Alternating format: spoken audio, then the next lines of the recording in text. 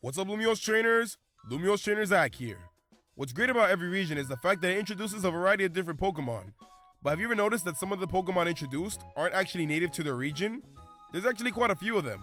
So helping me out today is Pokedan.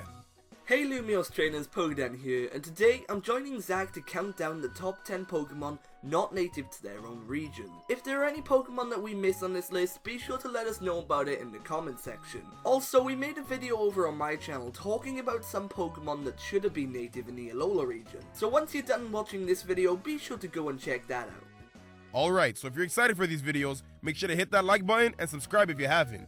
Also, share this video if you enjoy. Now with that out of the way, let's get started. Coming in at the number 10 spot on this list is Lapras. Now please note that we are aware that Lapras can be captured in Kanto, but that's only in the remakes of Red and Blue. So that's also why Lapras comes in so low on the list. Anyway, it's fair to say that Lapras is an iconic Pokemon, and because of this, it was of high demand in Red and Blue. But like we said, in Red and Blue, Lapras can't be captured in the wild, so instead, you're given a Lapras from a person at Silph Co. But something you may not have known about Lapras is that outside of Kanto, it can actually be found in the wild in 4 other regions, not counting the Sevi Islands. The regions that wild Lapras can be found in are Johto, Sinnoh, Unova, and of course Alola. Some iconic places that Lapras can be found in are Union Cave in Johto, and more recently, Pony Wilds in Pokemon Sun and Moon.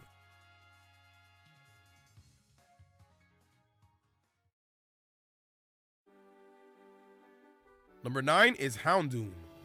The only way you can get a Houndoom in the Generation 2 Johto games is by catching a Houndour on Route 7 in Kanto. You see what's wrong with that? This super cool Demon Dog isn't even available to the post game on another region. So is it really native to Johto? The reason Houndoom is so low on this list is because Heart Gold Soul Silver fixed this problem by making Houndour available in the newly added Safari Zone. But still, you can argue that Safari Zone Pokemon are actually imported, so technically it's still not native to Johto. Houndour are easier to find than Sinnoh and Kalos, so those seem to be his true native regions.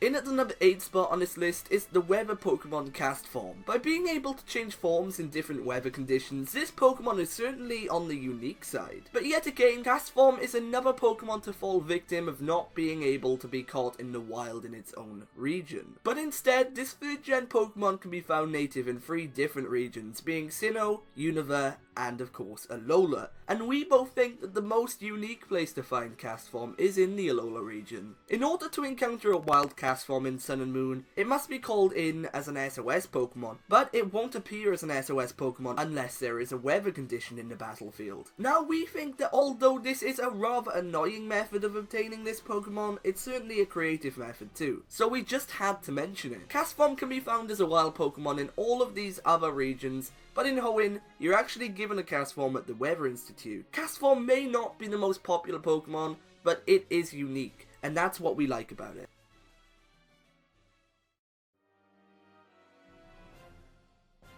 Metagross is an awesome Pokemon from the Hoenn region. The only problem is, you can't find one anywhere.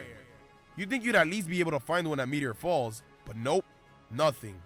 The only way you can get one is by getting a Beldum from Steven during the post game. Are you serious? Where did it come from? How did you get yours? These questions are never answered. The Metagross line can later be caught in Unova, Kalos, and even Alola. But as for the region it's supposed to be from, not a single one.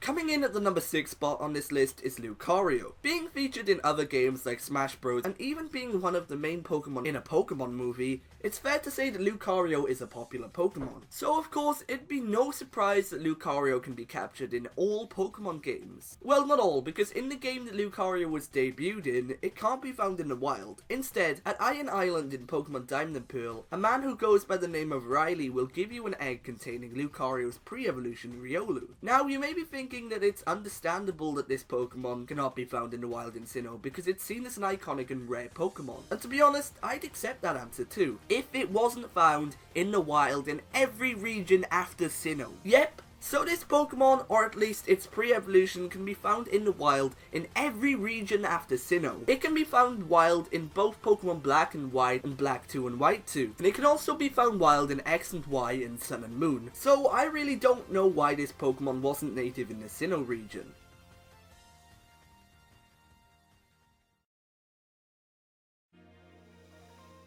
Alright, halfway through.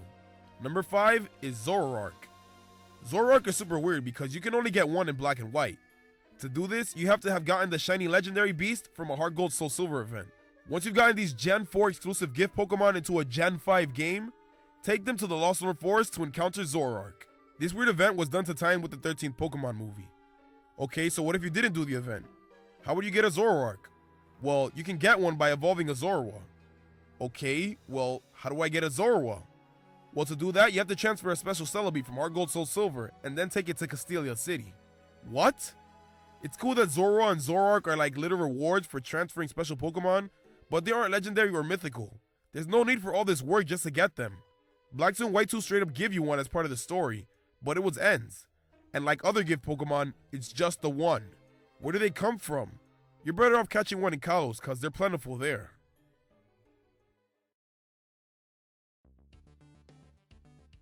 Coming in at the number 4 spot, we have Porygon. Of course, Porygon is an artificial Pokemon, so that means that this Pokemon is man-made. So this would probably explain why these Pokemon are so scarce in the Kanto region. But for some reason, Porygon can actually be found in the wild, and not in Kanto either. In Pokemon Diamond and Pearl, Porygon received what we now know to be its final evolution, Porygon Z. So because of this, Porygon had to be obtainable somehow in Diamond and Pearl. But what I personally don't understand is why it's obtainable in the Trophy Garden as a wild Pokemon. Like I previously mentioned, Porygon is a man-made Pokemon, yet an infinite amount can be captured in the wild in Diamond and Pearl. Oh, and not only in Diamond and Pearl either, because it's also obtainable in the wild in Pokemon Black and White and Omega Ruby and Alpha Sapphire. And on top of that, even in Sun and Moon, you're given a Porygon. So this really does ask the question, how many Porygons are out there? I mean, if it's man-made, it can't be too many, yet it's also a wild Pokemon in some games. Porygon is just a confusing Pokemon.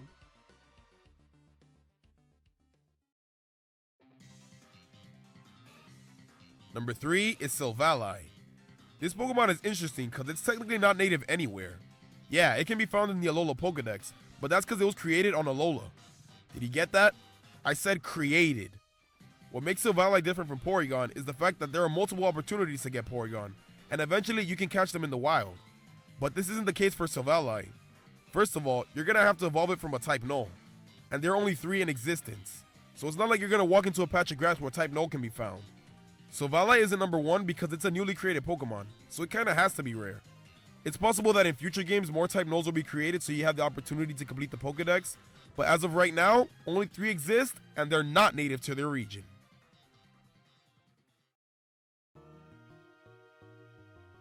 Okay, so just missing out on the number 1 spot on this list, and at number 2, we have Volcarona. Volcarona is a Pokemon that was introduced to the franchise in Pokemon Black and White. In these games, Volcarona could only be captured once, so yes, technically it is obtainable in Unova, however you only get one of this Pokemon. This Pokemon was not found in the wild in the Unova region, but in Pokemon Omega Ruby and Alpha Sapphire, it was. The legendary Pokemon Hoopa was the Pokemon that brought the Mirage Islands to the Hoenn region, and the Mirage Islands are exactly where Larvesta can be captured at, in the wild. So this also brings the question of where do these Larvesta come from? Hoopa had to have brought these Pokemon to the Mirage Island from somewhere, but exactly where is unknown. Maybe there's another place out there swarmed with Larvesta, but we'll just have to find out in future games. Alright, the number 1 Pokemon not native to its region is Eevee. Eevee is probably one of the rarest and most popular non-legendary Pokemon from back in the day. It's a Pokemon that's supposed to be native to Kanto, but you can only find one in Celadon City. You can pretty much get an Eevee every generation, but it's only ever just one. It isn't until Black 2 and White 2 where you can finally catch this thing in the wild. After that, it's pretty easy to find, with it being catchable in Kalos and even Alola. So it shouldn't really be considered a Kanto native Pokemon when it's more common in later regions. The reason this takes the number 1 spot is because while it took other Pokemon on this list a gen or two, it took Eevee 5 generations for it to be catchable. Let that sink in. It took Eevee 16 years after being introduced for you to catch it. Porygon gets a pass because it was a man-made Pokemon, but there's no excuse for Eevee. Unless Eevee really isn't from Kanto. So yeah, Eevee is the #1 Pokemon not native to its region.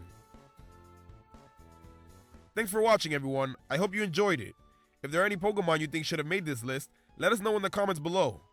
I also want to give a shout out to Pokedan for helping me out today. Thanks, Zach. I'm glad I was here to help. But we're not done yet. Don't forget, over on my channel, we're going over the top 5 Pokemon that should have been native to Alola. So I hope to see you Lumiose trainers there. Alright, it's time for me to head over to Dan's channel. But before you go, remember to leave a like and subscribe for more content like this. While you're at it, do the same for Dan over on his channel. And last but not least, make sure you live your life to the fullest, and I'll see you all next time.